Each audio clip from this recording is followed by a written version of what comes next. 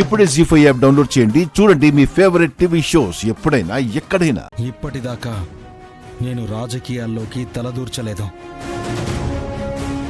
వరదరాజులు గారు అన్నట్టు నేను చేసిన అప్పులు నాకు చాలా ఉండొచ్చు. కానీ పంచాయతీలో కూర్చుని వారు చేసిన తప్పులు చాలా ఉన్నాయి. వాటిని బయటికి తీయాలంటే నేను పోటీ చేయాల్సిందేనని అర్థమైంది.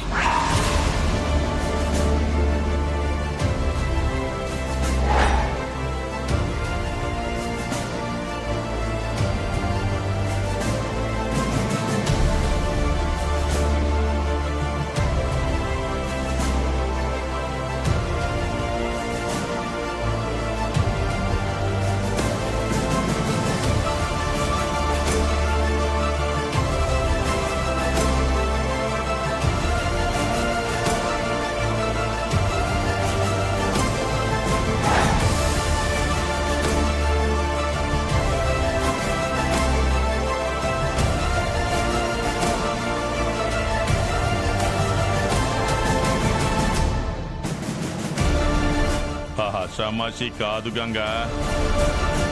తెలిసో తెలియకో నీలాంటి వాణ్ణి ఢీకొనాలంటే చాలా డబ్బులుండాలని నువ్వనుకోవచ్చు. కానీ నేను జనాలకి మేలు చేసే మార్గం ఉంటే చాలు అని అనుకుంటున్నాను. చూడు గంగా, ఇన్నాళ్ళు నేను సర్పంచ్గా ఉన్నాను. నేను ఎన్ని ఇబ్బందులు పడ్డానో నువ్వు చూసే ఉంటావు కదా. చూశాను. పేరుకు మాత్రమే సర్పంచ్ నువ్వు, కానీ వెనకుండి నడిపించేది ఆయన. ఇప్పుడు ఏకగ్రీవంగా ఎన్నుకోమని మిమ్మల్ని పురమాయించింది కూడా ఆయనే. చివరి రోజుల్లో ఈ ఊరిని వీలైనంతగా దండుకుందామని అతని ఉద్దేశం. నేను ఈ 5 ఏళ్ల కన్నా ఎక్కువ బతకనంటావా? ఇన్నేళ్లలో చేసిన తప్పులు బయట పెడితే ఎవరు ఎన్నేళ్లు బతుకుతారో తెలీదు. చూస్తాను నీకెవడు ఓటేస్తాడో, నిన్నెట్టా గెలిపిస్తాడో అది చూస్తాను. పెదనాన్న, నా చిన్నప్పటి నుంచి చూస్తున్నాను, పక్క ఊళ్ళో అభివృద్ధి అయ్యాయి కానీ ఈ ఊళ్ళో అభివృద్ధి జరగలేదు.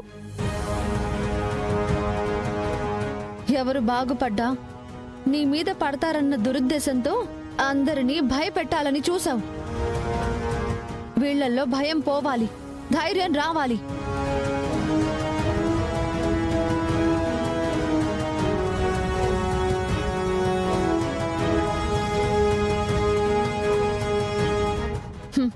అది రావాలంటే గంగాబావ పోటీకి రావాలి. ఒక్క నిమిషం పెదనాన్న.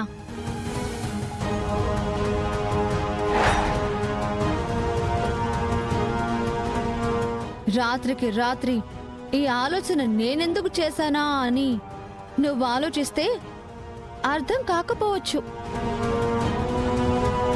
ఇక్కడే తెలుసుకుంటే మంచిది. నిన్నన్నావు కదా, గంగా ఎవరు అంటే పోలీస్ ఆవిడ మొగుడు అని చెప్పుకోవాలని. అది గతం. భవిష్యత్ ఏంటో తెలుసా? శివపార్వతి ఎవరు అంటే కాబోయే సర్పంచ్ గారి పెళ్ళామని.